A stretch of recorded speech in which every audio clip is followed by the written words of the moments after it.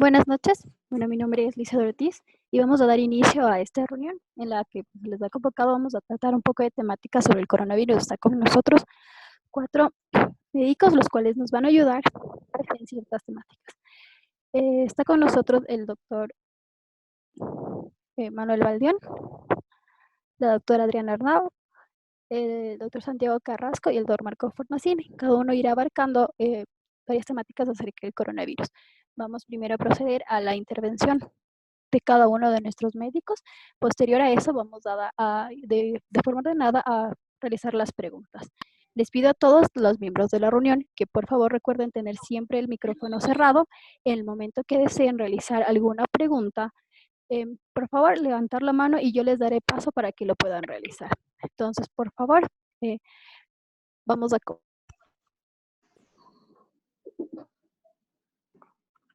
Doctor Valdión, adelante.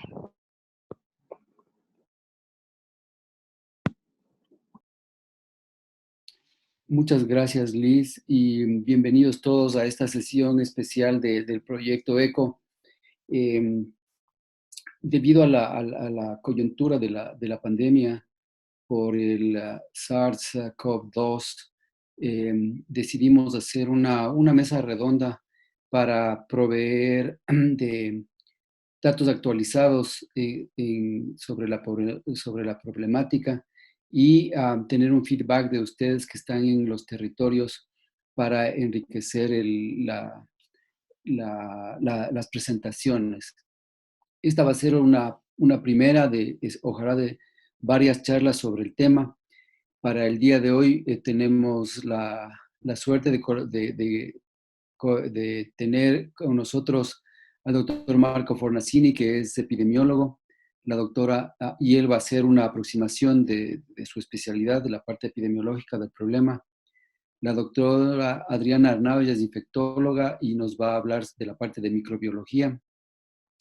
Yo voy a cubrir la parte de respuesta inmune y el doctor Santiago Carrasco es nuestro internista y él va a cubrir la parte de clínica. Entonces, vamos a comenzar la mesa redonda con lo siguiente.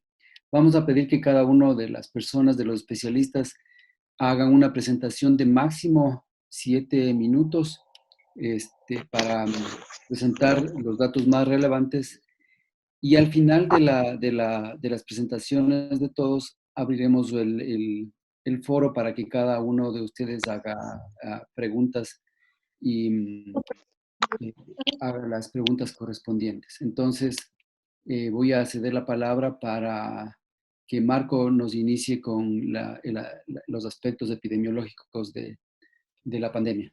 Marco, por favor.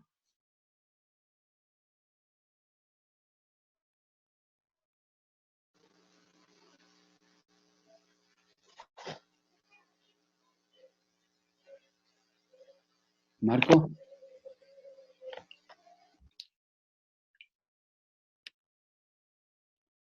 Marco, ¿puedes estar ahí? Ahí sí creo. Ahí ¿Sí me estás, ahí escuchan? estás. Sí, ahí estás. Hola, muchas gracias por la introducción, Manuel. Muy buenas noches con todos. Es un placer poder estar aquí en esta mesa tan importante. Y yo, desde mi punto de vista, que es mi especialidad, la epidemiología, voy a tratar de presentar alguna información que puede ser de bastante utilidad para esta epidemia. Entonces, bueno, como todos sabemos, este virus nuevo apareció el 19 de noviembre en la China y fue reportado a la Organización Mundial de la Salud el 31 de diciembre. Entonces, este es un nuevo virus, es un coronavirus que se le ha denominado COVID-19. Este virus está relacionado con otros virus que causan infecciones respiratorias y que pueden ser muy graves, como el SARS y el MERS. Estos son virus que generalmente no han estado en contacto con el humano y más vale son transmitidos por animales al humano. Por ejemplo, el SARS se relaciona con un tipo de gato, el MERS con camellos y el COVID-19 todavía no sabemos a ciencia cierta cuál es el animal que lo transmite, pero hay varias hipótesis como los murciélagos y algunas otras posibilidades de serpiente, etcétera, pero lo del murciélago parece muy factible. Esta epidemia apareció en un mercado de Wuhan y que tenía la venta de mariscos y animales vivos. Y al momento tenemos en el mundo 219.000 casos. El país con más casos es la China con 81.000. Luego tenemos Italia 36.000 e Irán con 12.000. Son los países que más, y España con 15.000 también. Aproximadamente hoy día hemos crecido con más de 20.000 casos en todo el mundo. En el Ecuador al momento hay 168 casos. Hoy día solamente aparecieron 57. Esto es un escenario donde no se hagan las medidas necesarias de interrupción de transmisión del virus. Dijo también que se realiza un trabajo interinstitucional entre el sector público y el privado para cara. Por favor, el esposo que tiene el micrófono abierto.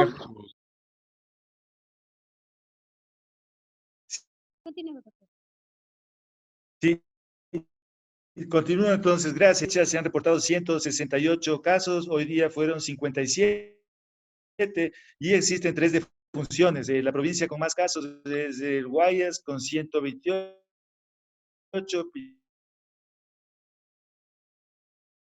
Pichincha con 12, como dije,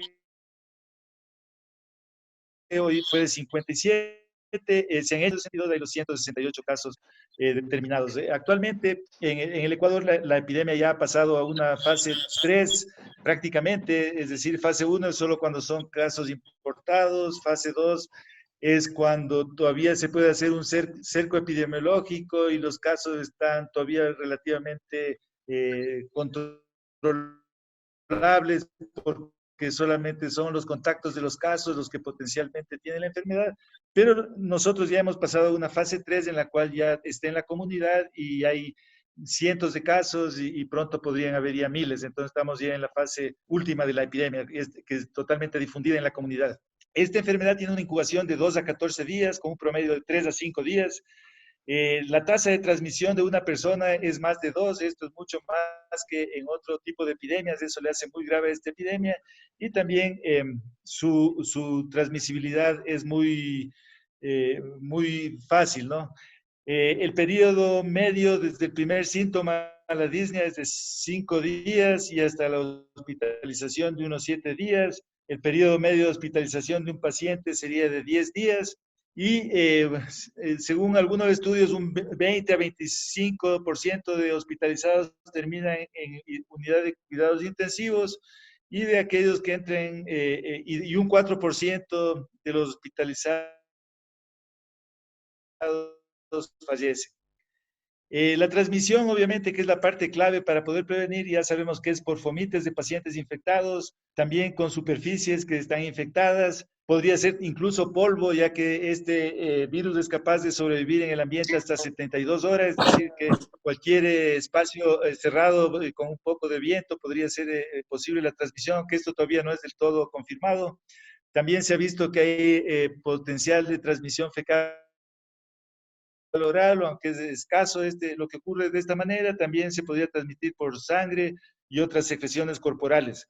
La mayor transmisión ocurre cuando el paciente está en los primeros días de presentar sus síntomas, pero otra de las cosas que le agrava transmiten esta enfermedad, pero no se sabe en qué grado pueden transmitir.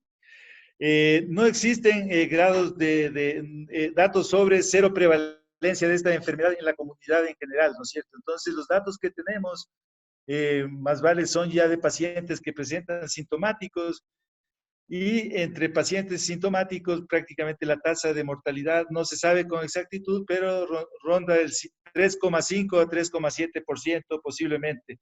Y conforme aumente la edad, esto se va agravando y en los mayores de 65 años las tasas superan el 10%, ¿no? Entonces son muy altas. También son pacientes vulnerables los que tienen asma, cardiopatías, pacientes con diabetes, con inmunosupresión, hipertensión arterial. En estos también las tasas superan el 10-15%. También hay algunas evidencias en relación a que ciertos grupos sanguíneos, por ejemplo, el A sería el más susceptible y el menos susceptible sería el O. También un poco llama la atención actualmente la distribución geográfica en el mundo. Por ejemplo, en África no hay mayor cantidad de casos, lo que podría también tener alguna relación quizás con los HLAs y los complejos mayores de histocompatibilidad, que quizás les dé a ciertos grupos étnicos una ventaja y a otros mayor susceptibilidad. ¿Cómo hacemos la prevención? Obviamente tratando de cubrirse con máscaras sobre todo los pacientes infectados, ¿no es cierto? Y también cuando se estornuda o se emite secreciones, obviamente hay que cubrirse la boca de alguna manera, ya sea con papel o con el codo.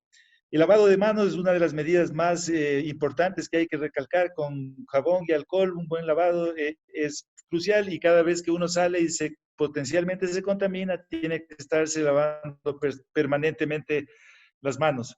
También hay que evitar el contacto cercano con otras personas, especialmente aquellas que no estén bien o que presenten síntomas. Hay que mantener una distancia de unos 2 metros idealmente. Marco, tienes un También minuto. potencialmente hay que tener cuidado con los alimentos que consumimos, porque podrían estar contaminados también.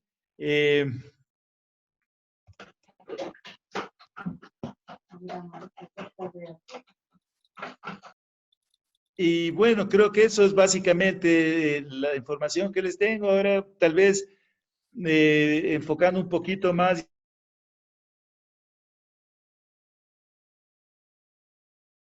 ya en los datos. Son 7 minutos. Perfecto. Veamos, Sí, está muy veamos bien. ahora la presentación de la doctora Adriana Arnao en relación a la microbiología del virus.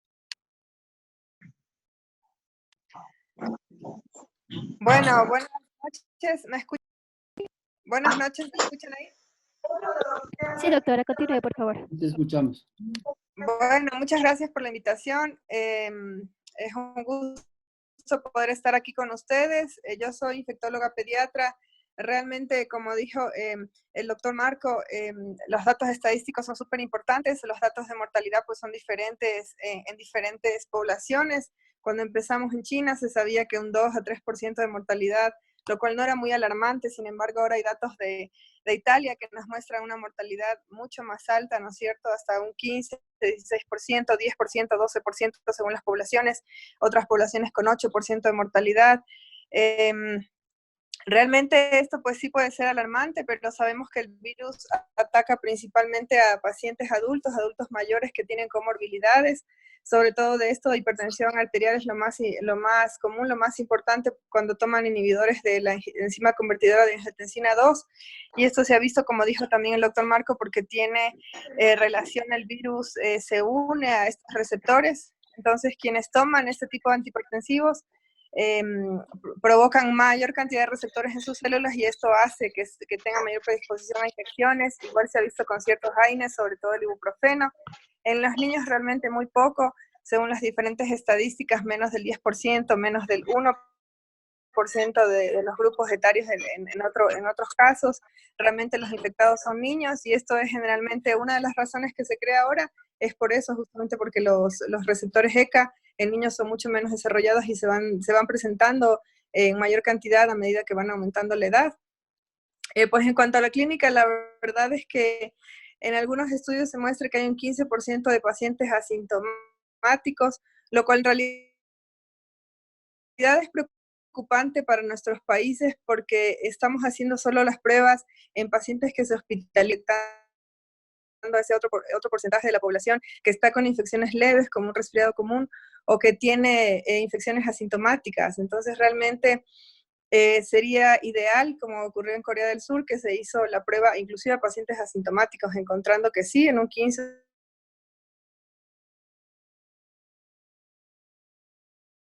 un 20%, desde el aspecto clínico, cosa que paracetamol, que pozo, y no importa si es coronavirus, virus sincitial respiratorio, rinovirus o cualquier otro virus. Sin embargo, desde el punto de vista epidemiológico, en estos momentos sí es súper importante saber qué pacientes están asintomáticos, y aunque sea resfriado común, si es COVID, es decir, coronavirus SARS-2 o no, porque desde el punto de vista de que es un virus nuevo y intentamos hacer una contención, ustedes ya saben todas las medidas que se ha tomado en el país.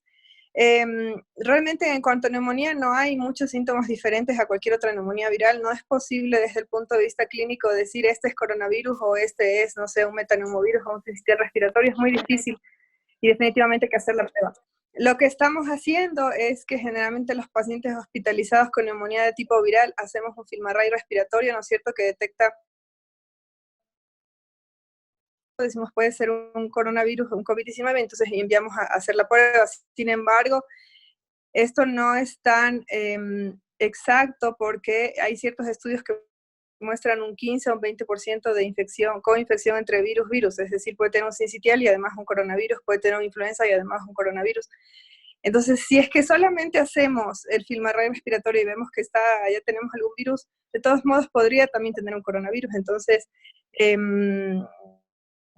realmente deberíamos hacer las pruebas en términos de neumonías virales a todos los pacientes estando en una fase 3 en una epidemia, eso sería lo ideal. Sin embargo, pues yo creo que hay que hacer un llamado a la calma, es lo principal que yo quisiera hacer. Tenemos que ser prudentes, tenemos que conocer de eso y es por eso yo agradezco la invitación. Sin embargo, tenemos que estar calmados, tenemos que saber que esto puede ser un momento que podemos aprovechar una crisis que está golpeando súper duro al país y al mundo en general, pero creo que también puede ser una gran oportunidad para que aprendamos a ser educados como país en cuanto a medidas de prevención de infecciones, es decir, las escuelas que no reciban a niños que están enfermos en general, no solo ahora que tenemos el coronavirus, sino en general eso debería ser una norma.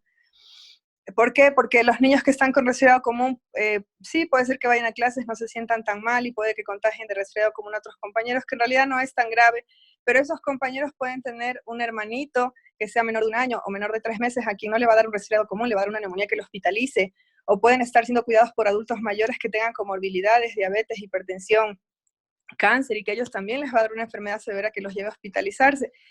Entonces, a modo de tener conciencia social, siempre debería ser que cuando los niños tienen infecciones respiratorias no deberían acudir a la escuela hasta que no sean contagiosos. Y tampoco las escuelas deberían recibirlos. Siempre deberíamos, al toser, colocarnos el codo para no contagiar al resto. Deberíamos tener un alcohol gel en nuestras carteras. Deberíamos lavarnos las manos con frecuencia. Hay estudios en el mundo que refieren que el 40% de los varones, cuando salen del baño, después de hacer pis o defecar, no se lavan las manos. Y estos son estudios internacionales. Yo me imagino que en Ecuador esto debe ser inclusive mucho más alto, porque somos un pueblo mucho menos educado y menos higiénico. Entonces, esto es realmente alarmante. Estas cosas deberían cambiar no solo por coronavirus, sino por medidas de higiene en general. Se sabe que estos virus permanecen 4 o 5 días en superficies como aluminio, encima de plástico, etc. Entonces deberíamos tener una higiene de lavar 2 veces a la semana en los baños con cloro, con hipoclorito de sodio. Estas son medidas no solo para este virus, sino para otros. Entonces, si bien es un momento de crisis y de consternación para todos y de pérdida de muchas maneras, creo que a su vez es una oportunidad para que aprendamos a ser una población más higiénica, más educada, más culta, en cuanto a la parte de médica y de prevención que les puedo decir. Y pues, diferente la verdad este virus respecto a muchos otros, porque en los niños generalmente las neumonías virales son muchísimo más marcadas, mucho más frecuentes, 70% de neumonías en los niños menores de 5 años son virales, y esto pues realmente nos asombra como médicos pediatras de que realmente este virus más bien no ataca mucho a los niños. Esto es algo que no se esperaba, la verdad. Pero pues es una de estas características. Listo. Muchas gracias, Adriana. Yo voy a hacer la presentación sobre los aspectos inmunológicos de frente a la infección. Entonces, lo que primero me gustaría indicar es que la información que les voy a presentar tiene como base lo que se aprendió en las infecciones anteriores por el SARS-CoV-1 y el MERS, porque a la fecha es muy temprano para tener datos relacionados con el SARS-CoV-2. Entonces, si nos acordamos de la respuesta inmune para facilitar la presentación, ustedes recuerdan, tenemos la respuesta inmune innata y la respuesta inmune adaptativa. Voy a hablar sobre estos dos temas y luego voy a hablar sobre los mecanismos de evasión de la respuesta inmune que ahora conocemos tiene el virus. Entonces, en primer lugar, en relación a la respuesta inmune innata, como nosotros sabemos, la respuesta innata para las infecciones virales está básicamente dada por las células de la respuesta inmune innata, los macrófagos, los polimorfonucleares, las natural killer cells, las células dendríticas. Esto desde el punto de vista de células, y desde el punto de vista moral por las citoquinas, y dentro de estas el interferón, los interferones. Estos interferones son principalmente producidos por las natural killer y un tipo especial de células dendríticas.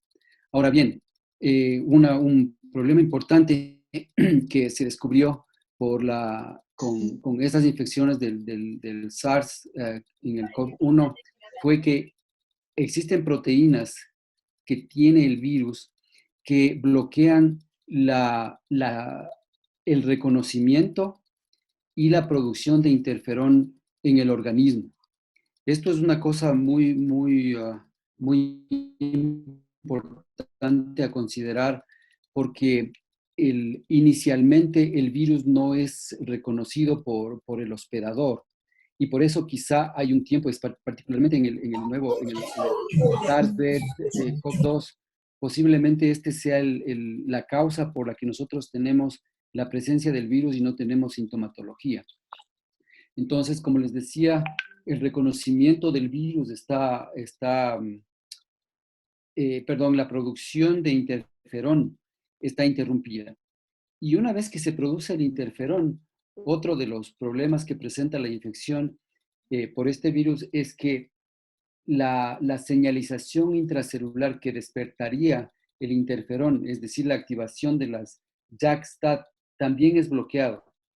Es decir, que existen dos momentos en la respuesta inmune innata en relación a la producción de interferón gamma que están siendo bloqueados por el virus. Uno es el reconocimiento, y dos, la producción del interferón gamma y su acción. Eso en relación a la respuesta inmune innata. En relación a la respuesta inmune adaptativa, la producción de linfocitos, de anticuerpos, IgM e IgG, son muy importantes, y se conoce ahora que la presencia de los anticuerpos está relacionada con el pronóstico y la sintomatología.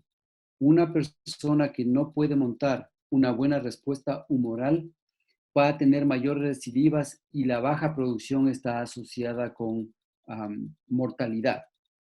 Eso en relación a la respuesta humoral mediada por anticuerpos. Ahora, en relación a la respuesta inmune celular,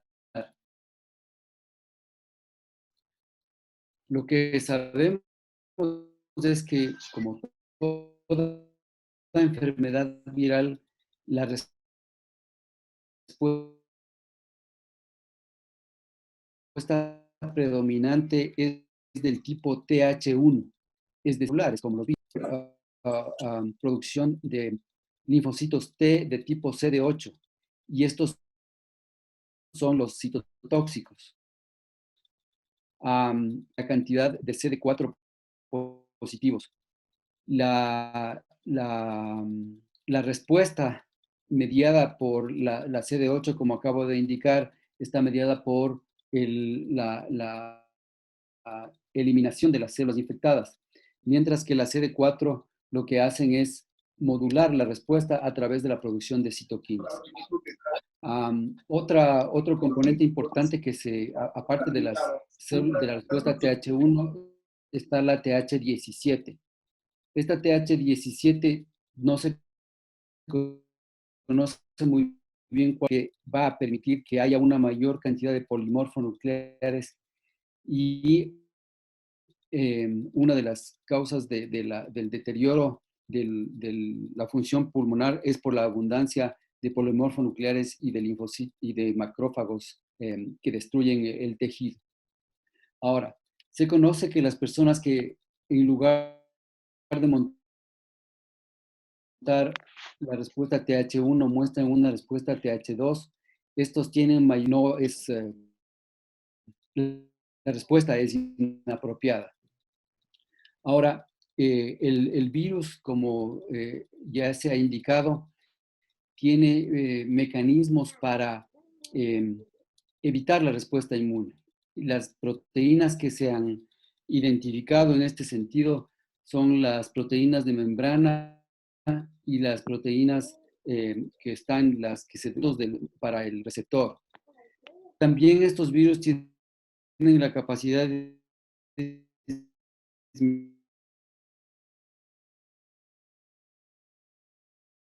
disminuir la expresión de las moléculas del complejo mayor de compatibilidad, HLA1 y HLA. Una de las cosas es que los seres humanos no tenemos mención, es infectada. Con esto se me acabaron mis 7 minutos y entonces ahora voy a dar paso al doctor Carrasco para que nos hable de la parte clínica. Adelante. Adelante. Gracias, mi querido Manuel. Sí, Sí me muy bien. escuchan, ¿verdad? Sí, doctor, por favor, continúe. Ok, muchísimas gracias. Buenas noches con todos. Es un gusto, gracias. Es un gusto participar en esta mesa redonda con tan grandes amigos y gente supremamente preparada. Así que creo que ahora vamos a tener una muy buena discusión porque hay muchas cosas que nos están absolutamente preocupando. Yo quisiera empezar dando datos así rápidamente de lo que está pasando. Ya son a este momento 168 personas infectadas con este famoso COVID-19. En Guayas tenemos 128, en Pichincha están 12, en Manaví 8, en Los Ríos 10, en Azuay 5, en Bolívar 2, en El Oro 1, en Morona Santiago 1 y en Sucumbíos 1. 575 están en este cerco epidemiológico que andan hablando los epidemiólogos, y esto quisiera yo pedirle al doctor Fornacini que nos aclare absolutamente, porque no estamos de acuerdo con hablar de cercos a esta altura. Hablar de cercos es como empezar a hablar probablemente de cosas que no nos comprometen y la gente no logra entender adecuadamente y qué es lo que deberíamos decir en el tema de control y de las vigilancias epidemiológicas pasivas, activas y estas vigilancias epidemiológicas que son eh, importantes con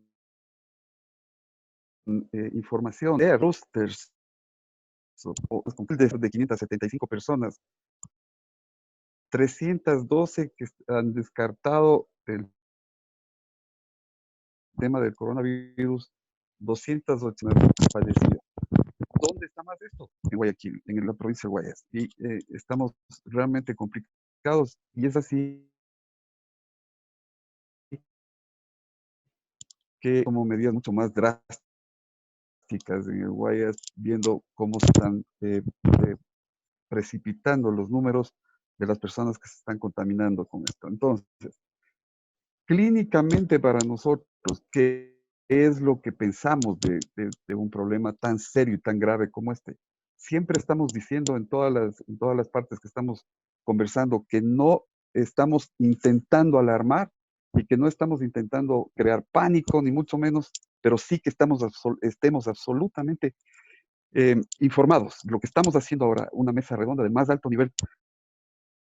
Ustedes han oído ya las charlas de los 3 profesionales, compañeros, queridos amigos que han hablado absolutamente claro. Y yo quiero hablar también absolutamente claro. Los clínicos estamos supremamente preocupados. Somos los que vamos a enfrentar al paciente y estamos enfrentando al paciente y estamos metidos en el campo de batalla y somos los que vamos a estar dando la cara durante todo este tiempo de esta crisis que vamos a vivir.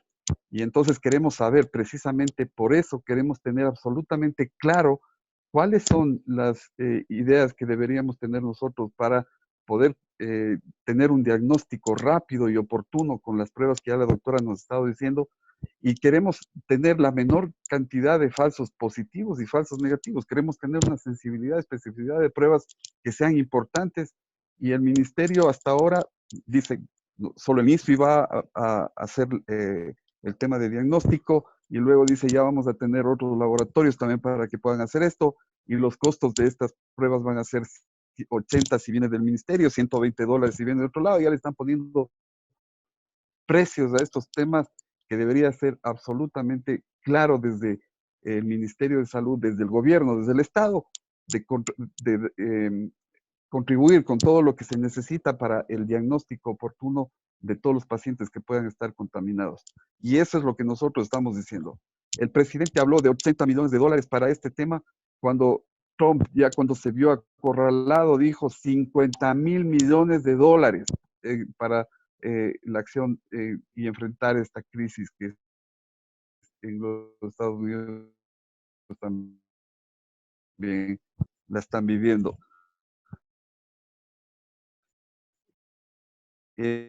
Estamos hablando de de origen pulmonar tan graves en estos problemas y que está hablando la ministra de 1,000 camas en el Ecuador. Simplemente haciendo la progresión como los números que nos están contando aquí, estamos pensando, y ya lo dijo también el presidente, 800,000 personas. Nosotros habíamos estado calculando 1,200,000 personas, y de estas 10%, por lo menos, si no es un poco más, tendrían que ir a terapia intensiva, y eso significa 120,000 personas. Y si decimos que tenemos 1,000 camas, ustedes se imaginarán entonces en el problema en el que estamos. Y por eso es que debemos decir claramente qué es lo que debemos hacer, cómo debemos enfrentar esto, y para eso están gente tan brillante como el doctor Fornacini, la doctora que nos acompaña, y el doctor Valdeón, para poder tener una idea, para que los clínicos podamos enfrentar qué es lo que debemos hacer ante pacientes que tienen tos seca, que tienen fiebre, que tienen dificultad respiratoria y que tienen otro tipo de síntomas como cefaleas, dolores musculares, y que además pueden haber estado en la historia clínica conectados con pacientes que han tenido este tipo de problemas, que han viajado, familiares, etcétera. Esto configura un tema clínico de diagnóstico lo más rápido posible. Tenemos que asegurarnos de que es así. Las pruebas de esas deberían estar ahí para ayudarnos a ese tema. Ya en la parte de tratamiento, de hecho, ya pienso que seguiremos hablando, pero el tratamiento clínico para nosotros está absolutamente claro. Solo y la cloroquina se ha visto que es lo que quisiera conversar. Muchas gracias.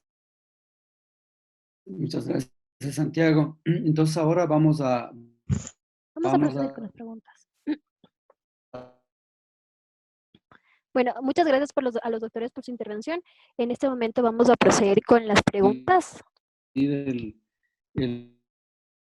foro y diríjanle el nombre, si es o a mí, al inmunólogo. Entonces lo que, por favor, cuando hagan la pregunta.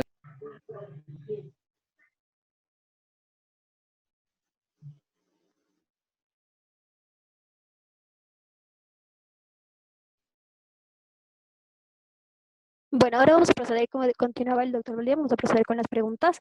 Entonces, si alguien, por favor, desea hacer algún tipo de alguna pregunta o tiene algo que acotar, le pido dentro del chat o tiene la opción, tiene una opción en la que puede levantar la mano y yo en ese momento les abriré el micrófono y les podré dar la apertura. Entonces, ahora, por favor, si alguien desea preguntar. Mayor cantidad de polimorfonucleares y una de las causas del deterioro de la función pulmonar es por la abundancia de polimorfonucleares y de linfocitos y de macrófagos que destruyen el tejido. Ahora, se conoce que las personas que en lugar de montar la respuesta TH1 muestran una respuesta TH2, estos tienen mayor mortalidad porque la respuesta es inapropiada. Ahora, el virus, como ya se ha indicado, tiene mecanismos para evitar la respuesta inmune. Las proteínas que se han identificado en este sentido son las proteínas de membrana y las proteínas que están, las que se conocen como spike, las que están, son los ligandos para el receptor. También estos virus tienen la capacidad de disminuir la expresión de las moléculas del complejo mayor de histocompatibilidad HLA-1 y HLA-2. Finalmente, quiero indicar que una de las cosas que le hace muy agresivo a esta pandemia es que los seres humanos no tenemos memoria inmune y por lo tanto toda la población es susceptible, en teoría es susceptible de ser infectada. Con esto se me acabaron mis 7 minutos y entonces ahora voy a dar paso al doctor Carrasco para que nos hable de la parte clínica. Adelante, Santiago. Gracias, mi querido Manuel. Sí me escuchan, ¿verdad? Sí, muy bien. Ok, muchísimas gracias. Buenas noches con todos. Es un Sí, gusto. doctor, por favor, continúe. Gracias. Es un gusto participar en esta mesa redonda con tan grandes amigos y gente supremamente preparada. Así es que creo que ahora vamos a tener una muy buena discusión porque hay muchas cosas que nos están absolutamente preocupando. Yo quisiera empezar dando datos así rápidamente de lo que está pasando. Ya son a este momento 168 personas infectadas con este famoso COVID-19. En Guayas tenemos 128, en Pichincha están 12, en Manabí 8, en Los Ríos 10, en Azuay 5, en Bolívar 2, en El Oro 1, en Morona Santiago 1 y en Sucumbíos 1. 575 están en este cerco epidemiológico que andan hablando los epidemiólogos, y esto quisiera yo pedirle al doctor Fornacini que nos aclare absolutamente, porque no estamos de acuerdo con hablar de cercos a esta altura.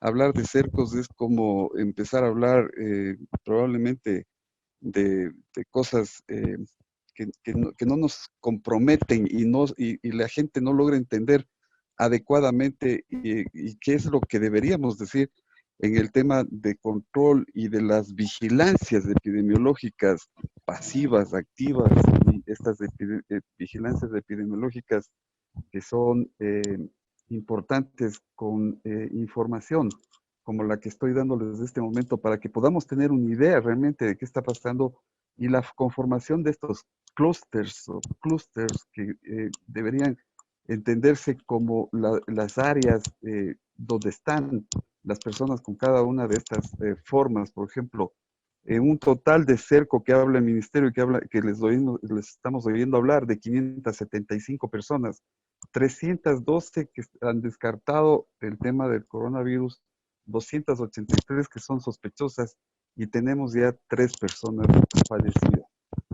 ¿Dónde está más esto?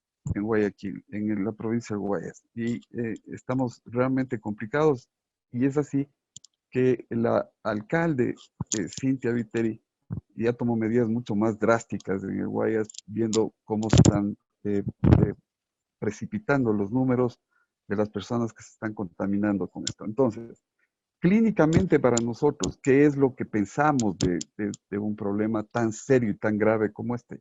Siempre estamos diciendo en todas las partes que estamos conversando que no estamos intentando alarmar y que no estamos intentando crear pánico, ni mucho menos, pero sí que estemos absolutamente informados. Lo que estamos haciendo ahora, una mesa redonda del más alto nivel. Ustedes han oído ya las charlas de los 3 profesionales, compañeros, queridos amigos que han hablado absolutamente claro. Y yo quiero hablar también absolutamente claro. Los clínicos estamos supremamente preocupados. Somos los que vamos a enfrentar al paciente y estamos enfrentando al paciente y estamos metidos en el campo de batalla y somos los que vamos a estar dando la cara durante todo este tiempo de esta crisis que vamos a vivir. Y entonces queremos saber, precisamente por eso queremos tener absolutamente claro cuáles son las ideas que deberíamos tener nosotros para poder tener un diagnóstico rápido y oportuno con las pruebas que ya la doctora nos ha estado diciendo, y queremos tener la menor cantidad de falsos positivos y falsos negativos. Queremos tener una sensibilidad, especificidad de pruebas que sean importantes, y el ministerio hasta ahora dice, solo el INSS iba a hacer el tema de diagnóstico, y luego dice ya vamos a tener otros laboratorios también para que puedan hacer esto, y los costos de estas pruebas van a ser 80 si viene del ministerio, $120 si viene de otro lado. Ya le están poniendo precios a estos temas que debería ser absolutamente claro desde el Ministerio de Salud, desde el gobierno, desde el Estado, de contribuir con todo lo que se necesita para el diagnóstico oportuno de todos los pacientes que puedan estar contaminados. Y eso es lo que nosotros estamos diciendo. El presidente habló de $80 millones para este tema, cuando Trump, ya cuando se vio acorralado, dijo $50 mil millones para la acción y enfrentar esta crisis que en los Estados Unidos también la están viviendo. Estamos hablando de camas de terapia intensiva para enfrentar todo lo que se nos viene como las neumonías tan graves y los sepsis de origen pulmonar tan graves en estos problemas, y que está hablando la ministra de 1,000 camas en el Ecuador. Simplemente haciendo la progresión como los números que nos están contando aquí, estamos pensando, y ya lo dijo también el presidente, 800,000 personas. Nosotros habíamos estado calculando 1,200,000 personas, y de estas 10%, por lo menos, si no es un poco más, tendrían que ir a terapia intensiva, y eso significa 120,000 personas. Y si decimos que tenemos 1,000 camas, ustedes se imaginarán entonces en el problema en el que estamos. Y por eso es que debemos decir claramente qué es lo que debemos hacer, cómo debemos enfrentar esto, y para eso están gente tan brillante como el doctor Fornacin, la doctora que nos acompaña, y el doctor Valdeón, para poder tener una idea, para que los clínicos podamos enfrentar qué es lo que debemos hacer ante pacientes que tienen tos seca, que tienen fiebre, que tienen dificultad respiratoria y que tienen otro tipo de síntomas como cefaleas, dolores musculares, y que además pueden haber estado en la historia clínica conectados con pacientes que han tenido este tipo de problemas, que han viajado, familiares, etcétera. Esto configura un tema clínico de diagnóstico lo más rápido posible. Tenemos que asegurarnos de que es así. Las pruebas de esas deberían estar ahí para ayudarnos a ese tema. Ya en la parte de tratamiento, de hecho, ya pienso que seguiremos hablando, pero el tratamiento clínico para nosotros está absolutamente claro una vez que hayamos hecho el diagnóstico y ponerle al paciente. Solo antivirales, anticuerpos monoclonales y la cloroquina se ha visto que tienen algún efecto benéfico para estos pacientes. Hasta aquí es lo que yo quisiera conversar. Muchas gracias, Santiago. Entonces ahora vamos a abrir el foro, y lo que vamos a hacer es, por favor, pregunten y dirijan el nombre a la persona que ustedes están preguntando. Si es al clínico, al epidemiólogo, a la infectólogo o a mí, al inmunólogo. Su intervención. Entonces lo que, por favor, cuando hagan la pregunta, dirijan a quién va dirigida la pregunta. Gracias.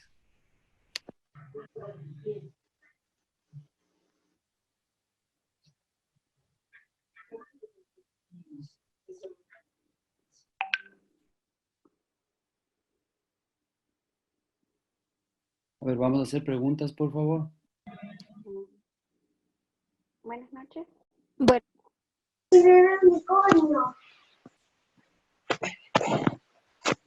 Bueno, ahora vamos.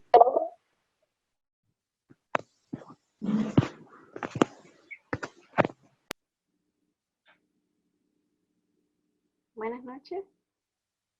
Buenas noches. Haga su pregunta, por favor.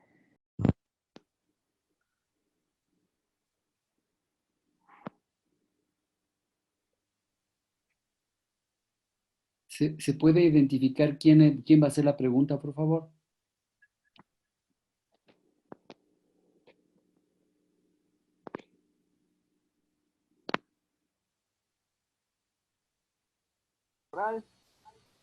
¿Sí se escucha bien? Sí, ¿quién Sí, eres? escuchamos. Buenas, me llamo Edison Aquila, soy médico rural. La pregunta es para nuestro compañero epidemiólogo, ¿sí? La pregunta es, está en estas medidas, ¿cuándo está esperado que en nuestro país se dé el mayor número de casos? Y en este caso, ¿cuándo pasaríamos de fase, estando ya en una fase 3? Muchas gracias por ayudarnos con esta charla.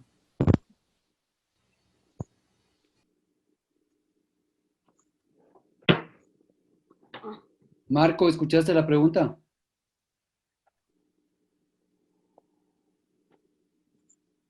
Marco, estás con mute.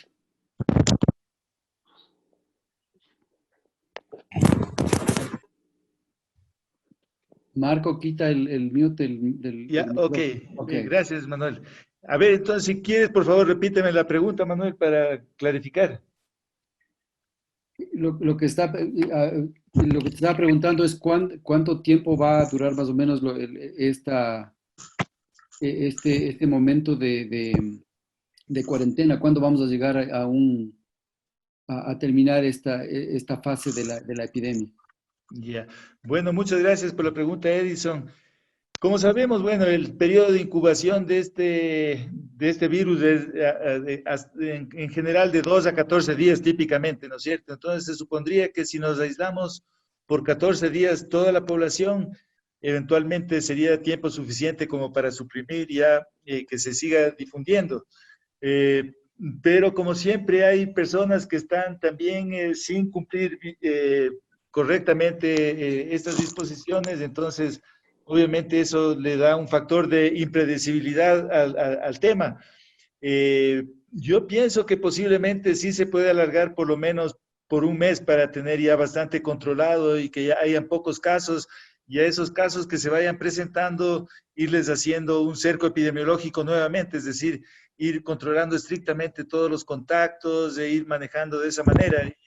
Aunque vemos que los cercos epidemiológicos son difíciles también de manejar y que no controlan del todo porque hay estos pacientes asintomáticos que eventualmente no están dentro del cerco y nos pueden contaminar nuevamente todo.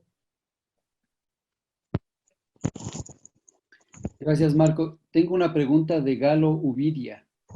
Dice, la pregunta es, ¿en qué tiempo sale el virus COVID del cuerpo?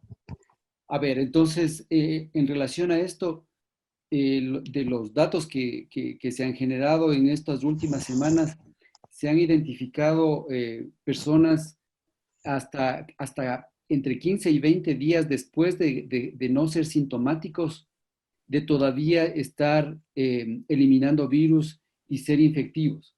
Entonces, esto es una cosa bastante preocupante porque la viremia todavía se mantiene. Tengo una pregunta de Cecilia Hinojosa. Por favor, sigue Cecilia, puedes hacer la pregunta.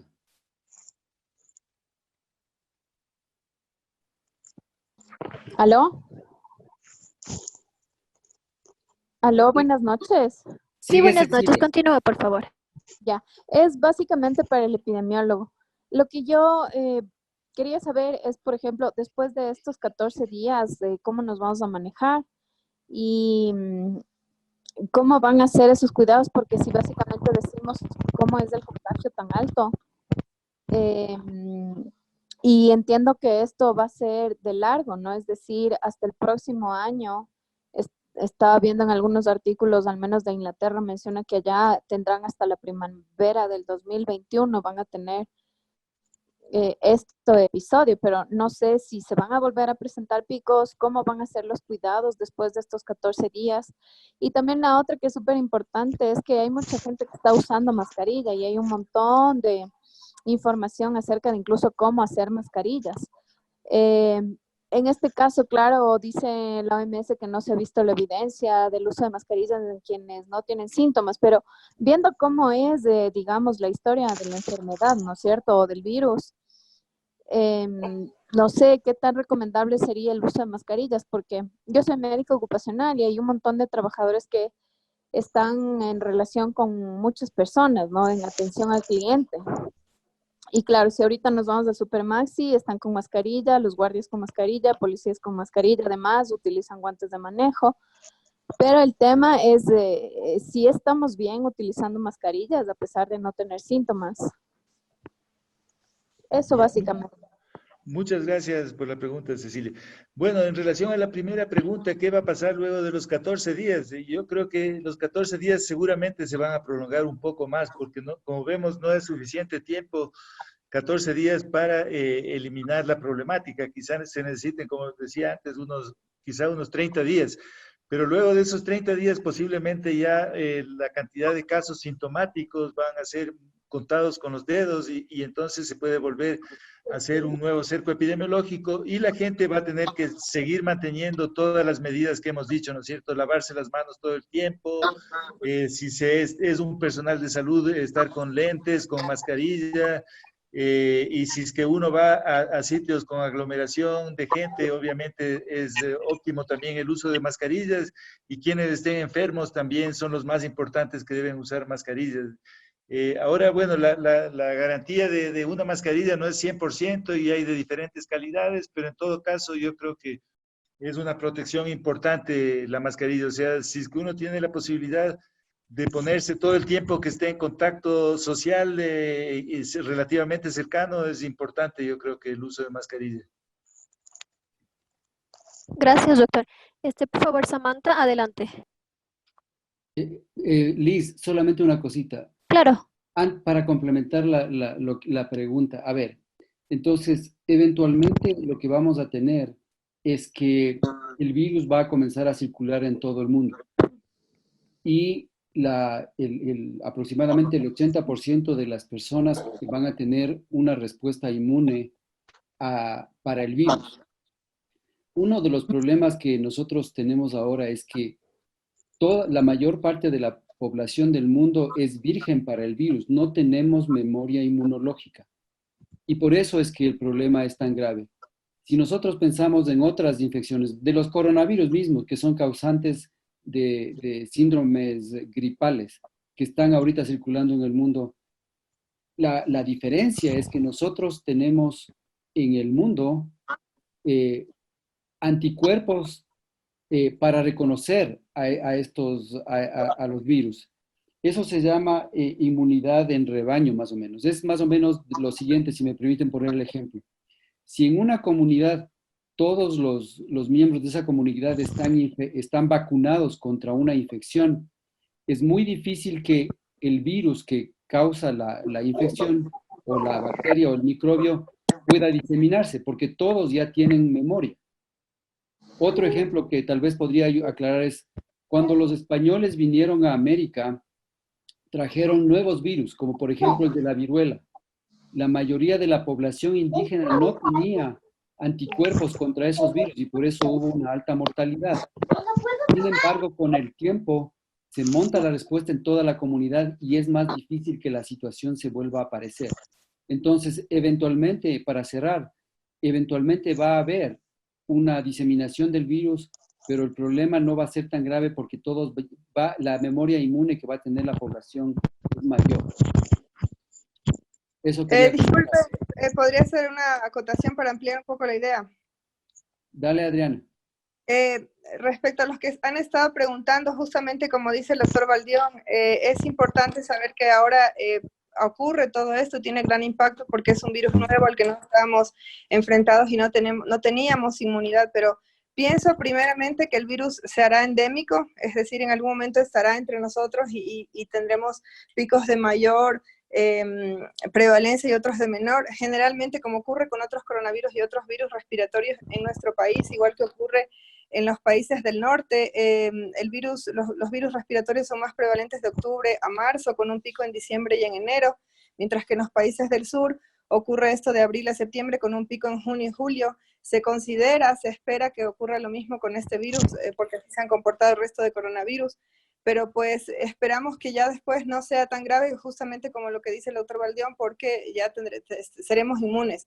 Aunque hay que recordar que este virus está mutando, se han hecho estudios y se ha visto mutaciones respecto a los virus de Brasil con respecto a los de Italia, es decir, que estas mutaciones quizás ocurra lo mismo que influenza, ¿no? Que pues ya se creará después vacuna, pero habrá inmunización parcial por las diferentes mutaciones que ocurren en el virus.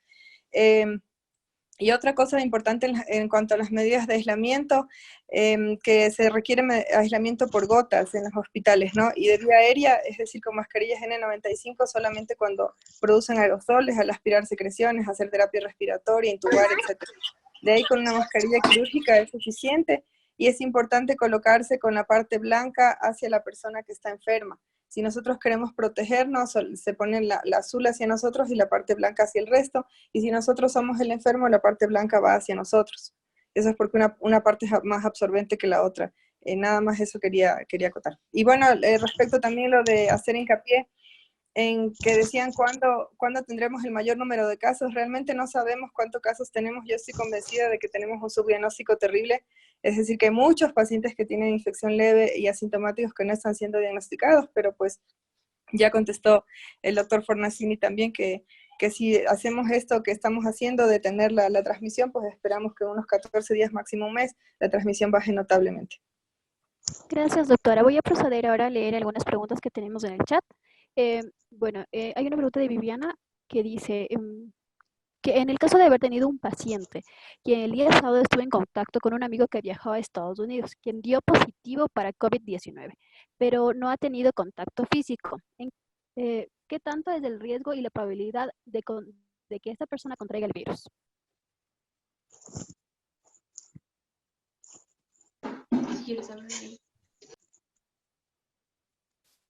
Doctor Valverde. Sería importante ver qué tan cerca fue el contacto con la otra persona, ¿no es cierto? Si estuvo a menos de 2 metros, si estuvo conversando, si hubo algún poco de estornudos o tos de la persona, a pesar que no haya habido contacto físico, yo creo que sí implicaría un riesgo relativamente importante. O sea, esta persona tendría que estar en una vigilancia, cerco epidemiológico, y quizá debería ser hecha la prueba. Gracias, doctor. Ahora tengo otra pregunta de Sara. Nos indica, desea saber a qué temperatura el virus permanecería mucho más tiempo en el ambiente.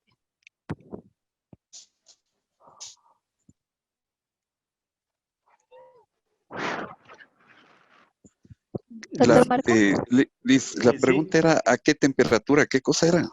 El virus permanecerá más tiempo en el ambiente.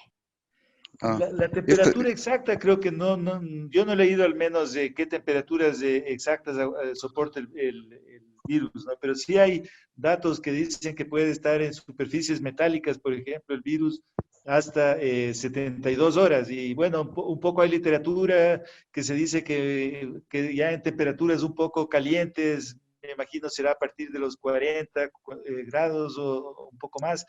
Quizá el virus ya no es muy viable, pero no tengo un dato exacto sobre temperatura. Y yo quisiera, perdón, es un tema importante porque si ustedes ven en las redes sociales lo que están sacando alguna gente que totalmente desprevenida, si podemos usar una palabra suave, en el asunto de hablar de que en la costa o en lugares cálidos el virus va a tener menos posibilidades de infectar y todo, y se va a morir más rápido. Esto es realmente un tema absolutamente fuera de foco. Este virus, tal y cual, y estamos viendo ya los números en Guayas, este virus está diseminando de una forma terrible. Como dijo la doctora, probablemente su registro no está hablando del número real que podamos tener ya de pacientes infectados. Entonces, este tema de la temperatura, si es que hasta 57 grados centígrados, si hacemos hervir el agua, 57 grados centígrados es lo que puede aguantar el virus, no aguanta más. Y lo que dice el doctor Marquito, en 72 horas en temas de estas metálicos y todo este tipo de cosas, pero por ejemplo en papel, en madera, y esto puede durar un poco más de tiempo y tener una sobrevida más larga del virus. Y por lo tanto debemos estar absolutamente con cuidado de tomar todas las precauciones, teniendo en cuenta esto, tomar todas las precauciones, entendiendo que este virus puede estar sobreviviendo a horas y días en cierto tipo de espacios, en cierto tipo de superficies, y tomar en cuenta en que sitios como la costa, como el oriente, sitios cálidos, no es que nos van a proteger contra el tema del virus, porque probablemente exactamente igual o mayor, como estamos viendo en los números, la reproducibilidad del virus y la capacidad de infección va a ser mayor. Así es que tomar en cuenta esto para no estar en los temas de estas redes sociales que están mandando a estas gentes que están en los balnearios diciendo aquí el virus se muere, o sea, cosas tan ridículas que realmente ponen en desprecio el tema de lo que estamos pendientes, los médicos y todos los que estamos involucrados para tratar de salir de esta crisis. Solamente una cosa para terminar esta pregunta. Lo que debemos saber es que comparado con otros coronavirus, este en particular tiene una sobrevida mucho mayor como dijo Marco, hasta 72 horas. Entonces eso es una cosa que hay que tener en cuenta. Hay una pregunta de Daniel, de José Daniel Sánchez, que dice, me gustaría saber tu opinión sobre el desarrollo de las vacunas.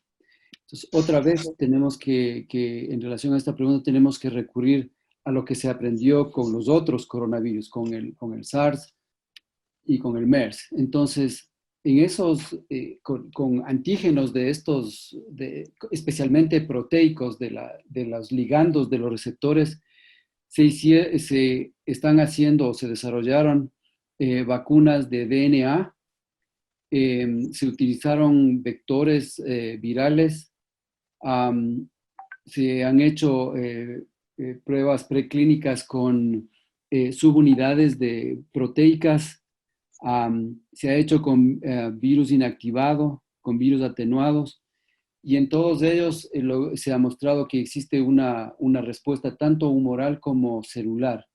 Hay muy pocos de estas vacunas que han pasado a fases de ensayo y es muy factible. Ahora, los antígenos que más importantemente se utilizan son la proteína S y la proteína M del virus.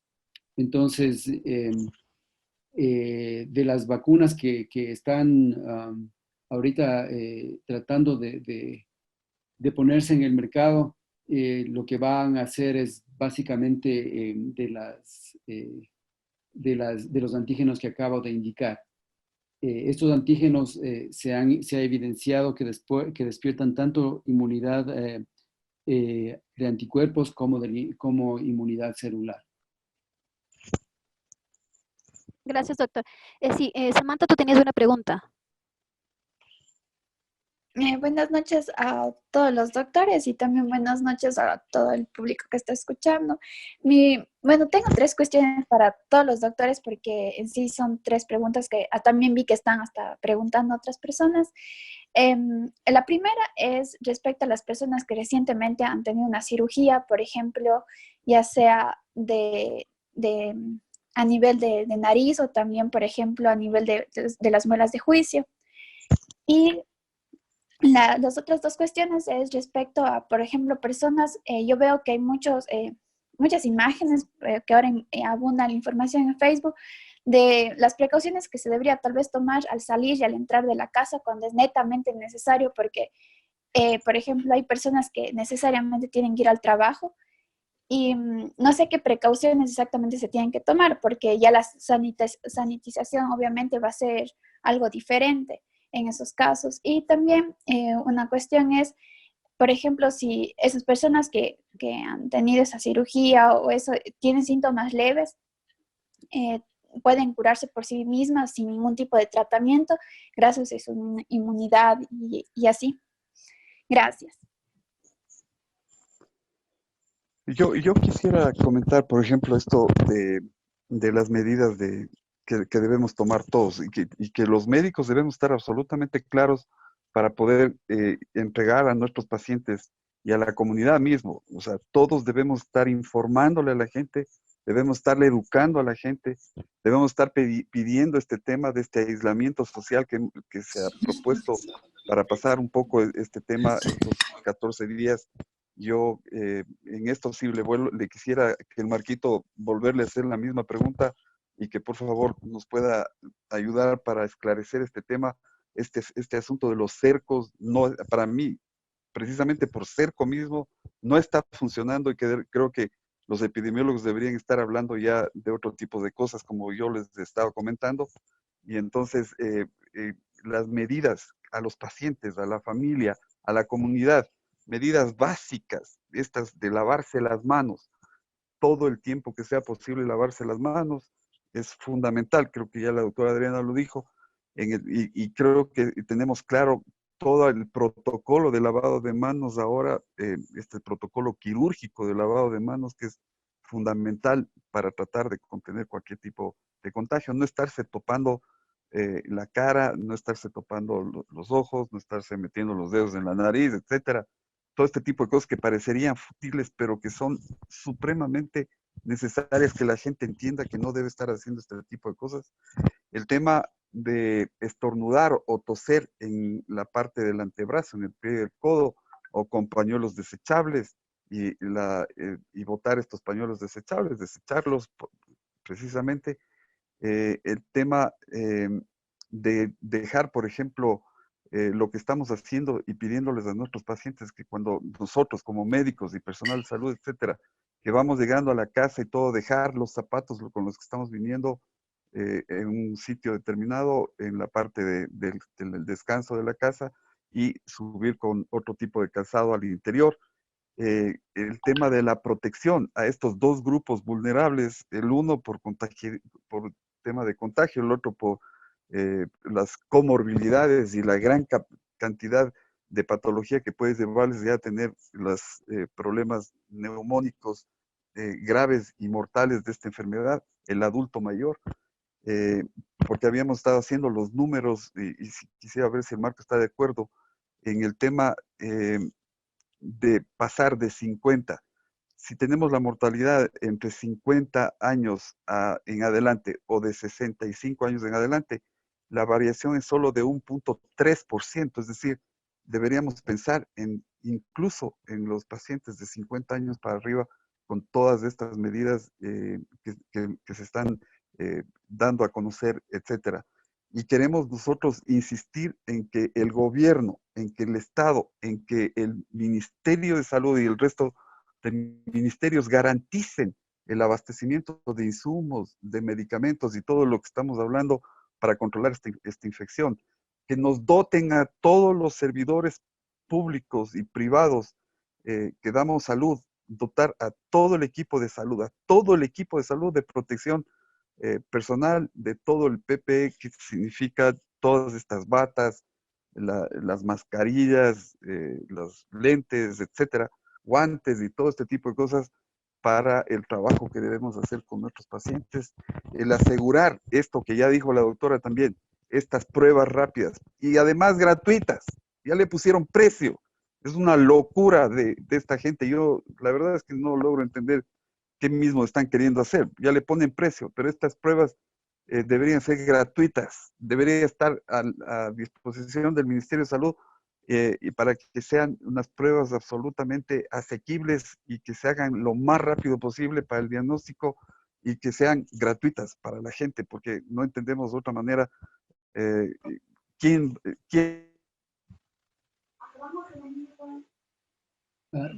¿Puedes responder a la pregunta, Marco? Gracias, Santiago. Disculpen, quería contar nada más para la doctora que efectivamente la mayoría de casos van a ser leves. Un 60% de los casos van a ser leves en todas las personas. Van a estar asintomáticos más o menos un 15-20% de los casos, y entre el 20 y 30% de los casos van a ser severos. Es decir, la mayoría de personas van a tener síntomas leves y efectivamente se van a recuperar por su sistema inmune sin mayor complicación. En cuanto a lo que decía que si se opera de la parte de otorrinolaringológica, le entendí que riesgo tiene de contagiarse. Ningún paciente que está enfermo debería entrar a una cirugía electiva. Ninguno, eso es por regla. Y obviamente si es que es una cirugía de emergencia y tiene que entrar, pues sí, siempre va a haber más riesgo que al cursar un proceso infeccioso y entrar a un proceso quirúrgico, pues haga una infección de vía aérea inferior o una infección distante. Siempre hay mayor riesgo en un paciente que entra a la cirugía ya estando infectado. Pero idealmente en cirugías programadas nunca entrar enfermos. Al salir decía la doctora qué precauciones debería tener. En realidad, las que ya dijeron, las de siempre. Y la mascarilla realmente deberían utilizar solamente las personas que ya están enfermas para no contagiar a otros, o las personas que son inmunosuprimidas para que no les contagie. Por ejemplo, personas que tienen cáncer, que toman corticoides a dosis altas, es decir, más de 20 miligramos al día de prednisona en adultos o sus equivalentes, y en niños más de 2 miligramos por kilo por día de prednisona o sus equivalentes, pero realmente no debería ser algo generalizado. Y acotar en cuanto al diagnóstico, que recientemente salió una prueba rápida, esto mide anticuerpos IgG y IgM, se hace con un pinchazo en una gota de sangre en el dedo, como si se midiera un glucotest. Simplemente se pincha, sale una gota de sangre en el dedo, se pone esta gota de sangre en un dispositivo como una prueba de embarazo, y en menos de un minuto ya se tiene la respuesta mediante inmunoensayo. Se ve entonces es una prueba que es buenísima porque es rápida, es fácil de hacer, no es invasiva, no hay que hacer venopunción, solo un pinchazo en el dedo, con una sensibilidad 89%, especificidad 92%, es decir, es aceptable, es bueno. Entonces realmente ahora sería bastante útil contar con eso, pero pues ya sabemos que ni siquiera la otra prueba estándar tenemos todavía, entonces esperemos que pronto llegue esto, pero pues es algo interesante que ya está en curso. Nada más, gracias. Gracias, doctora. Tal vez el doctor Marquito tiene algo más que acotar a la pregunta. Sí, muchas gracias, Liz. Sí, para contestar las preguntas de Santiago en relación al cerco epidemiológico, ¿no es cierto? Entonces, tal vez ahí valdría aclarar un poquito algunos conceptos. ¿Qué es un cerco epidemiológico? Básicamente es vigilar de cerca y pedirles cuarentena a las personas que hayan estado en contacto con algún caso que se sepa que ya tiene un diagnóstico definitivo, ¿no es cierto? Entonces, esas personas deberían pasar por lo menos en casa durante 14 días y viendo qué pasa con su salud hasta que estén totalmente seguras que enferman o no enferman. Esto es una medida que hasta cierto punto funciona, pero como habíamos dicho, también hay los pacientes asintomáticos, ¿no es cierto? Entonces, si hay un paciente asintomático que estuvo en contacto con otra persona, entonces nadie le podría poner en cerco epidemiológico a esa persona porque el paciente todavía no manifestaba síntomas o tenía síntomas muy leves. Entonces ahí yo creo que sería una medida complementaria el empezar a implementar estos screenings ya mucho más masivos para todas esas personas con enfermedad leve, hacerles también la prueba y de esa manera también ya se podría evitar un poco más y se podrían ampliar estos cercos epidemiológicos. También, bueno, como decíamos, los que más contagian son los que están ya con síntomas. Entonces, a las personas con síntomas que han tenido contacto con otras personas, a las personas de contacto sería clave hacerles el screening también. Yo creo que por ahí va la cosa, pero... no, y la otra cosa es hacer lo que se ha hecho actualmente el gobierno, o sea, mantener en cuarentena a toda la población para de esa manera tratar de ver si se puede controlar ya mejor la enfermedad. Sí, otra cosa, disculpen para acotar también lo que hablaba el doctor respecto a la ropa hospitalaria, me parece súper importante esa acotación. Los doctores no deberían, ni las enfermeras, ni el personal de salud en general, no debería ir con la misma vestimenta hospitalaria. Muchas veces van a diferentes clínicas, hospitales, eso provoca mayor contagio. Y muchas veces el mandil también lo utilizan y están días con el mismo mandil sucio, eso también es una fuente de contagio. Es decir, está bien utilizar esas ropas que son prendas de protección personal para evitar nosotros contagiarnos, nos protegen a nosotros, pero debería ser un lavado diario. No es correcto usar el mandil semanas y después de semanas recién lavarlo porque eso se convierte en un vómito, en algo que transmite infecciones también a los pacientes. Entonces eso es bastante importante. Y como decía el doctor Fornacini, es súper importante esta medida que se ha tomado realmente para evitar la diseminación del virus, porque lo que se pretende ahora es no colapsar los hospitales, porque como no tenemos inmunidad, van a enfermar un montón de personas, entonces llegarán a los hospitales y se colapsará como pasó en Italia, inclusive mucho peor con nuestro sistema de salud. Pero si es que ya vamos desarrollando inmunidad, eventualmente después habrán casos, pero ya no se saturarán los hospitales y será más fácil de manejarlo.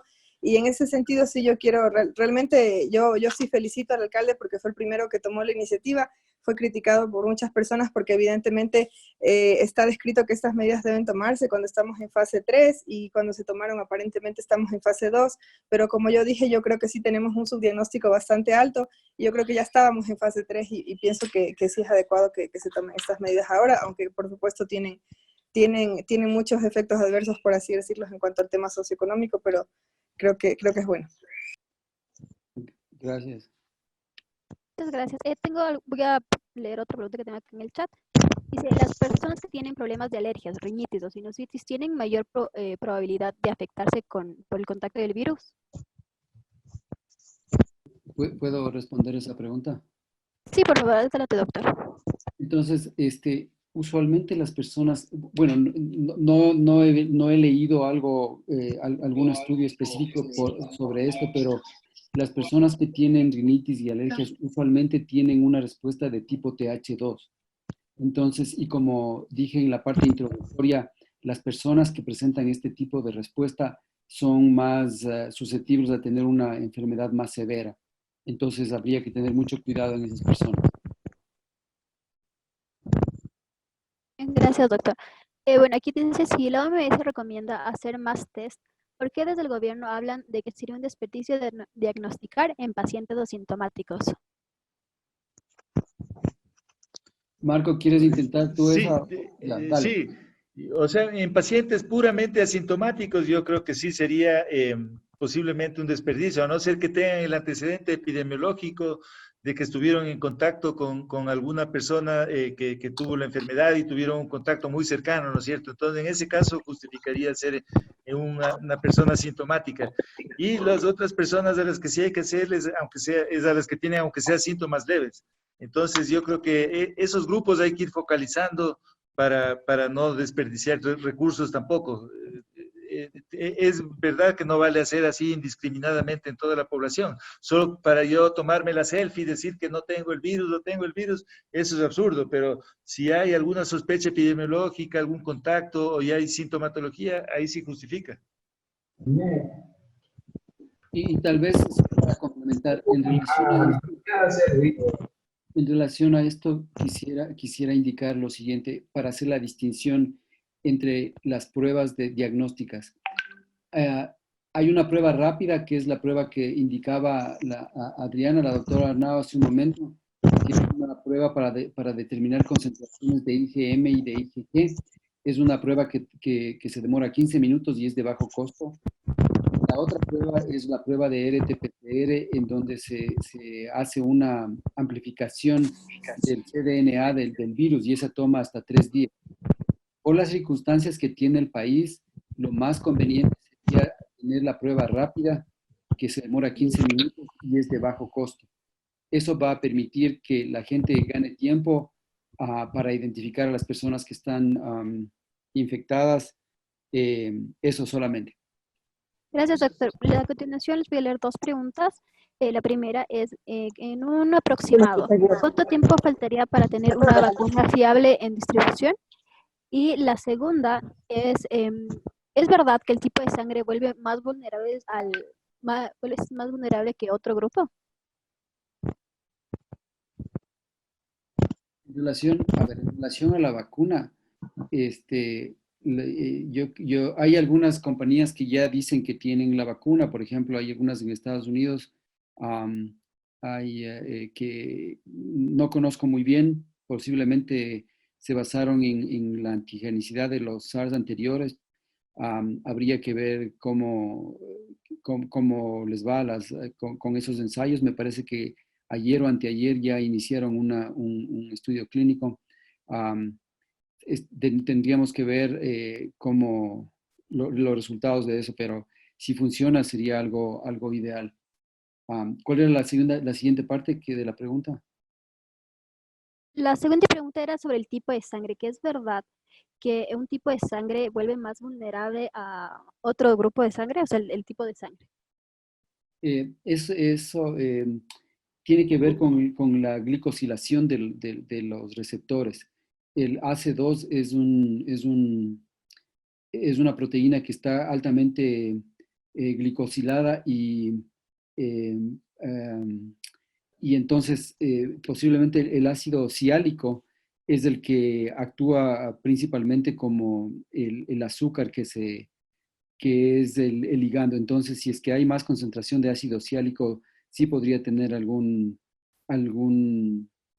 efecto en la adhesión del virus. Gracias, doctor. A ver, tenemos otra pregunta. Dice, ¿a cuántos días de contacto inician los síntomas? ¿Y a los cuántos días se puede diagnosticar con la prueba disponible que tenemos aquí en el país? Entonces, ¿al cuánto día de contacto empiezan los síntomas? como habíamos dicho, el periodo de incubación del virus es de 2 a 14 días típicamente, aunque puede ser casos extremos de hasta 27 días de incubación, pero el promedio del periodo de incubación es de 3 a 5 días. Entonces, una persona con algún infectado podría empezar a presentar típicamente síntomas al cabo máximo de una semana típicamente.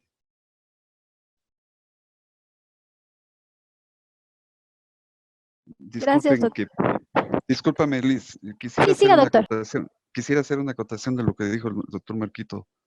Ojalá fuera el tema del paciente sintomático. El problema grave de esto es, y ya lo dijo el doctor Marco, el problema grave de esto es que tenemos que pensar en estos pacientes clínicamente, en la posibilidad de que puedan tener, por otros datos clínicos, pacientes que pueden tener muy pocos síntomas, pero que, por ejemplo, han tenido contactos con pacientes que ya tienen la infección o pacientes que han viajado, etcétera. Tenemos que estar absolutamente claros de hacer una historia clínica adecuada para poder identificar esos pacientes. Esos pacientes con esa ventana de 10 días que no vamos a saber y están infectando, pero que no sabemos que están infectados por el virus porque no hay sintomatología, pero que si hacemos una historia clínica adecuada, probablemente encontremos la clave para decir este paciente puede estar con coronavirus y hacer el tema del diagnóstico, la prueba, la que están diciendo que creo que es de hecho ideal y vuelvo a insistir que debería estar de forma oportuna, gratuita, etcétera, para la población, para los médicos hacer esta prueba en la población en general. Eso nada más. Gracias, doctor. Bueno, voy a dar paso a otra pregunta que tenemos. Dice, se ve mucho que se está haciendo una especie de termonebulización con alguna solución desinfectante. ¿Esto sirve? Se refieren a las superficies en espacios públicos.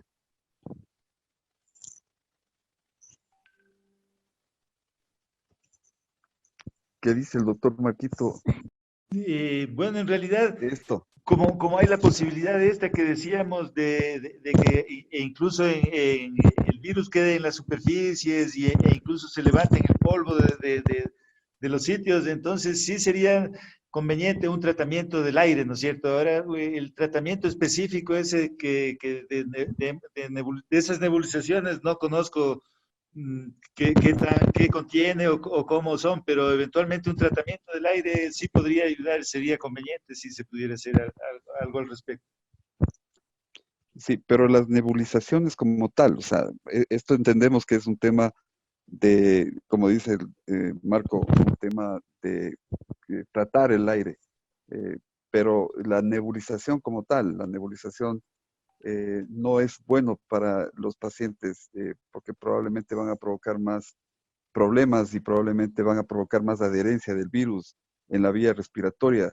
Entonces, esto de las nebulizaciones no están indicadas y todas las guías están diciendo que las nebulizaciones están más bien contraindicadas para este tipo de paciente. Así es que en eso hay que tener cuidado.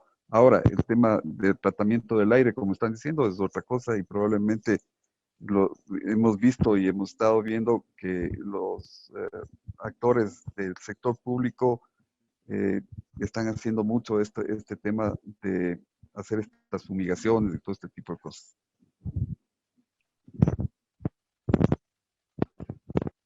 Gracias, doctor. Volvemos a la siguiente pregunta. Preguntan sobre qué secuelas tiene una persona que se ha curado después de haber tenido COVID. Secuelas ninguna, como todo problema viral, ya sabemos las fases de subida, de la meseta y luego la de efervescencia, pero si es que este paciente entró en un problema ya de respiración y con la famosa fibrosis respiratoria pulmonar, que es la causa de muerte en definitiva de este paciente, probablemente va a quedar ahí, sí, secuelas en los pulmones, cicatrices en definitiva de proceso inflamatorio, si se recupera de este problema severo del pulmón. Pero de ahí otro tipo de secuelas, no sé si tengan alguna otra información, sí me gustaría oírla.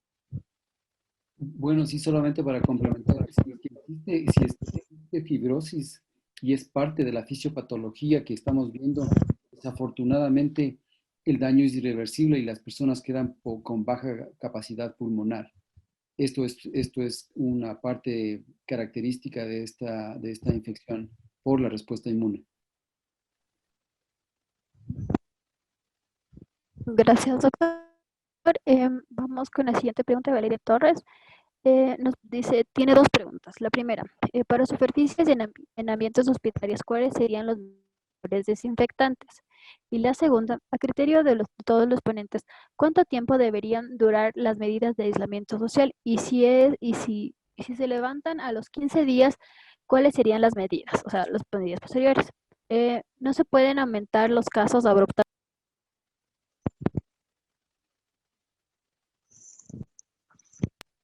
Es para Marco eso. Sí, pero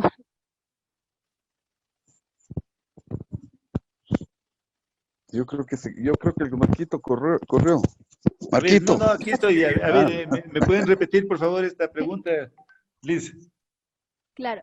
A ver, tenemos dos preguntas. La primera, para superficies en ambientes hospitalarios, ¿cuáles son los mejores desinfectantes? Y la segunda, a criterio de todos los ponentes, ¿cuánto tiempo debería durar las medidas de aislamiento social? Y Ya. si se levantan a los 15 días, las medidas, o sea, ¿cuáles serían las medidas? No se aumentarían de esta forma los casos de forma muy... Muy abrupta. Ya, en relación a la primera pregunta, ¿cuál es el mejor desinfectante para las superficies hospitalarias? En realidad no tengo no tengo una respuesta, pero sí hay ciertos productos que incluso han mandado por las redes sociales y que dicen que sirven para coronavirus, ¿no es cierto? No sé, tal vez Adriana o Sí, Santiago tengan alguna sí, idea. hipoclorito de sodio, es decir, cloro, es el mejor desinfectante en general para los hospitales. Hay otros como por ejemplo los amonios cuaternarios que también son buenos en este caso.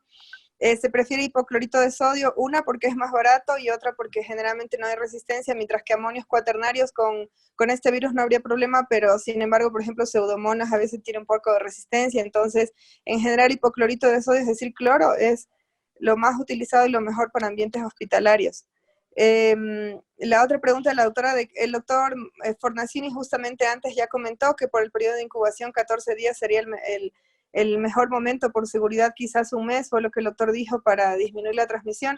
Y respecto a si es que vamos después a tener casos, claro que sí podemos tener casos después, pero la idea es no saturar los hospitales, es decir, que se presenten casos, pero pues no todos a la vez. Ahora, como ya habíamos dicho, como no tenemos inmunidad contra este virus porque es nuevo, al contagiarnos vamos a tener mayor cantidad de síntomas y vamos a saturar los sistemas de salud. En cambio, una vez que se haga endémico y de a poco la gente se vaya contagiando, pues ya la idea es no saturar el sistema de salud y recordar que la mayoría van a tener síntomas leves y cuando ya esto sea endémico, algo que circule siempre aquí, y por ejemplo ya hay pruebas como Roche que ya están incluyendo dentro del FilmArray respiratorio de aproximadamente 20 gérmenes, ya están incluyendo la COVID, entonces pues ya será algo más manejable, no saturar el sistema de salud, en síntomas leves probablemente no amerita hacer prueba, entonces la idea es que pues sí provocarán más casos después, pero no tendrá el impacto que ahora.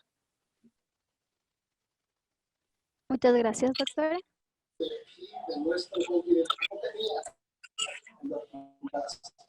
Vamos con la siguiente pregunta. Muy bien, dice, ¿cuál es el manejo clínico actual que se está brindando a los pacientes que presentan una sintomatología leve?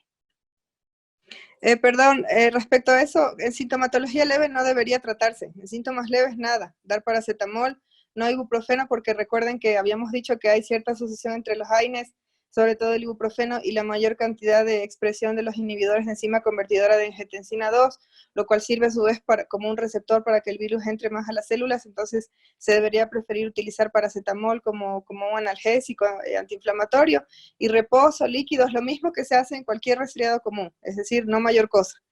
Y en casos graves está descrito el uso de antivirales tipo VIH como lopinavir, ritonavir, redesmivir, atazanavir, otros, por ejemplo, que son antiparasitarios como nitazoxanida, que en su momento también se utilizaba para, por ejemplo, rotavirus, había algunos estudios.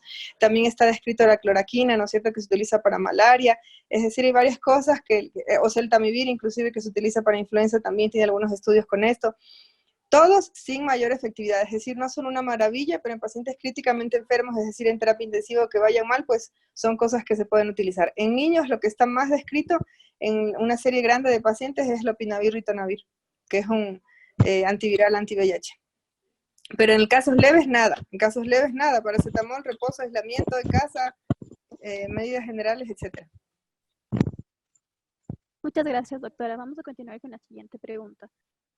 Dicen que esta pregunta va dirigida para el inmunólogo, doctor. En algunos países se ha registrado casos en los que los pacientes que han superado la infección por COVID-19 y han sido dados de alta al cabo de 4 a 6 días, han desarrollado sintomatología nuevamente y se ha diagnosticado una nueva infección por COVID. ¿Sería posible que se trate de una nueva infección en tan poco tiempo o algún repunte de la enfermedad? ¿Qué efectos tendría sobre la efectividad de las actuales vacunas que muchos países están desarrollando y queriendo iniciar con pruebas en humanos? Entonces, podría ser una reinfección si es que hubiese, porque hay hay variaciones del virus, ¿no es cierto? Entonces, podría ser una reinfección. También podría ser que la persona, como dijimos anteriormente, la expulsión del virus puede durar hasta 2 o 3 semanas. Entonces, es posible que se trate de la misma infección, podrían ser las dos cosas. Ahora, en relación a la respuesta inmune, si es una nueva variedad, va a tener que pasar todo el proceso de respuesta inmune, ¿no es cierto? Entonces, el ingreso, luego el incremento del microbio, la respuesta inmune y luego la disminución del virus. Entonces, para poder diagnosticar una y otra, para poder distinguir si es que fue una reinfección o si es la misma infección, habría que determinar el tipo la variedad del virus, si son diferentes o no. Muchas gracias, doctor. Tenemos una última pregunta. En relación al manejo de cadáveres, el alineamiento del MSP es la cremación, pero no en todas las provincias existen lugares para realizarlas. En este caso, ¿cuáles serían las opciones? ¿Qué opciones podemos tener con lo que nos está pasando? En el peor escenario, deberíamos, de hecho, pensar seriamente en tomar ya las medidas para que en todo lugar exista la posibilidad de cremar los cadáveres.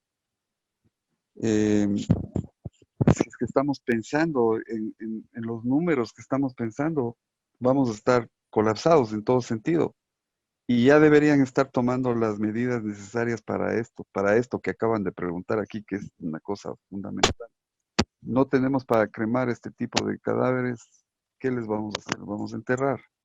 Y probablemente con las posibilidades de lo que significa en un tema de una epidemia, con la gran cantidad de decesos y todo. O sea, realmente este es un problema de salud pública que no están dando respuestas, a pesar de todo lo que están diciendo, estamos preparados. Los que debemos estar preparados somos los que estamos haciendo este tipo de cosas con la información que debemos tener y decir, o sea, tenemos esta preocupación, ¿qué va a pasar? En donde estamos ustedes que son rurales, que están trabajando ya en sitios del país en donde no va a haber la posibilidad de esto. ¿Cuál es el mecanismo que vamos a utilizar para este tipo de problemas? Debemos ya, no nos están dando respuestas, así es que nosotros debemos ir a buscar las respuestas.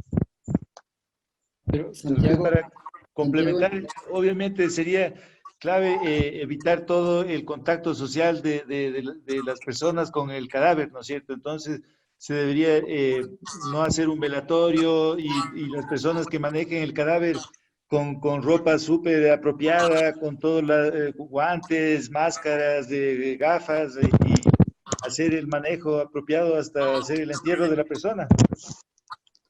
Sí, y también, Santiago, en relación a esto, es una muy buena pregunta. Yo diría que tú que tienes acceso a la minuta, le puedes decir que están estas circunstancias presentes a nivel comunitario y capaz que con ellos seguramente no van a estar pensando en esto, entonces sería una buena cosa. Seguro. Ahora, En relación a esto, miren, y antes de que aprovecho esta coyuntura de pregunta, porque miren, el siguiente conversatorio sería interesante oír qué es lo que está pasando en las comunidades. Entonces yo les pediría a todos los médicos rurales que están en los territorios que comiencen a registrar los casos. Si ven un caso interesante podríamos discutirlo, pero también las necesidades como esta. Por ejemplo, a mí me parece muy importante la contribución de Sara Guevara, porque es algo que la gente no está pensando. Si ustedes comienzan a registrar, esto va a ser una posibilidad de llevar información que es relevante para que se establezcan políticas y que les permitan a ustedes cumplir su rol en la zona rural atendiendo a los pacientes. Entonces, eso sería la recomendación para la próxima reunión. Absolutamente. Vamos a buscar, yo creo que debemos buscar nosotros las soluciones a esto y debemos exigir de las autoridades, como ya les dije, y me van a volver a permitir que vuelva a repetir, que garanticen el abastecimiento de insumos y medicamentos para este drama que estamos viviendo, que nos doten a todos los servidores de la salud, médicos, enfermeras, auxiliares, técnicos, etcétera, de todos los PPEs, de toda la protección personal que se requiere. Ya dijo la doctora, o sea, andar con un mandil de días, porque va a ser así. Si es que llegamos al tema de la crisis como estamos pensando, va a ser un tema de trabajar y trabajar y trabajar. Y esto es lo que se vio en China con médicos y enfermeras en problemas súper severos de depresión, de ansiedad, etcétera, cosas súper graves que debemos ir preparándonos para el tema. En los italianos están pidiendo que vaya gente a ayudarles, los españoles también, que hablan del cansancio médico, del cansancio de las enfermeras, de los auxiliares, en la atención a los pacientes, del tema de ni siquiera poder acercarte a tu familia porque tienes que ir a lugares de aislamiento luego de las guardias y todas las cosas y trabajos excesivos. A esto nos vamos a enfrentar, esta es nuestra lucha, para eso estamos aquí. Ya el vicepresidente Otto no sé cuántos dijo, para eso ustedes se formaron, para eso se hicieron médicos, sí, para eso, pero necesitamos que nos aseguren la dotación de toda este tipo de cosas para nosotros enfrentar este problema y debemos exigir estos temas, exigir.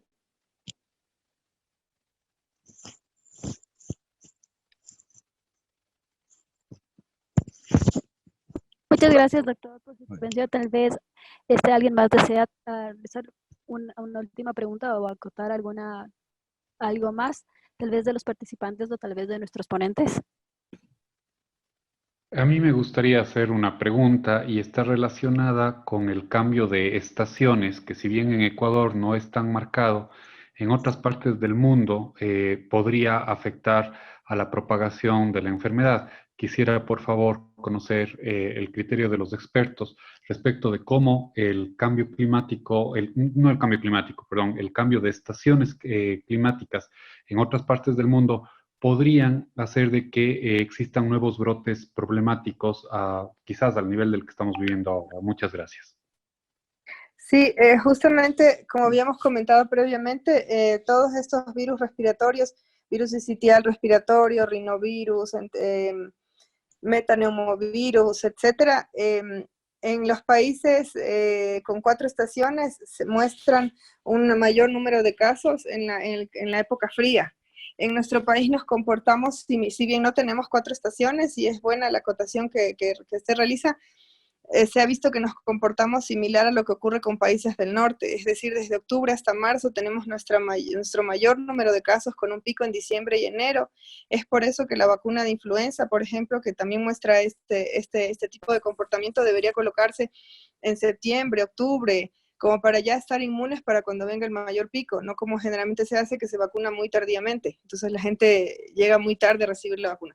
Pero con el resto de coronavirus se ha visto este mismo de comportamiento, es decir, desde octubre hasta marzo en países nórdicos, y nosotros nos comportamos así, a pesar que no tenemos 4 estaciones. Y en los países del sur, generalmente desde abril hasta septiembre, con un pico en junio-julio. Nosotros nuestros picos son diciembre y enero con el resto de virus y también con coronavirus, entonces esperaríamos que en COVID-19 se comporte de la misma manera, pero por supuesto todavía no podemos tener certezas, habrá que esperar todo este año para ver qué estacionalidad llega a tener, pero parecería ser que sería igual.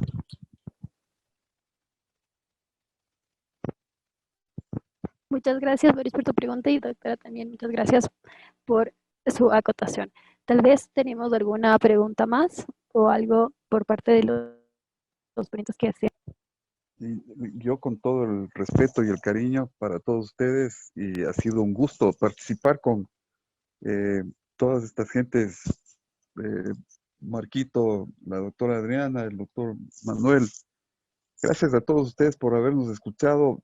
Sí valdría la pena, doctor Manolito, que nos involucremos más en este tipo de cosas, esta discusión de este tema, porque esto vamos a tener muchas cosas que, e irnos soportando todos, a darnos el soporte todos, no soportarnos como personas, darnos el soporte y estar en esta comunicación, porque creo que es importante el que nos sintamos seguros de lo que vamos a hacer, de qué es lo que vamos a enfrentar y que estamos enfrentando y a lo que nos estamos metiendo. Así es que muchas gracias por esta oportunidad y yo me despido de todos ustedes agradeciéndoles la atención y estaremos con ustedes todo el tiempo, estaremos con ustedes ahí en todo lo que podamos hacer, apoyándoles, y vuelvo a repetirles nuestro compromiso, más aún estando en estos temas de Federación Médica y sociedades científicas y todo, tratando de que las autoridades entiendan que este es un tema de país y que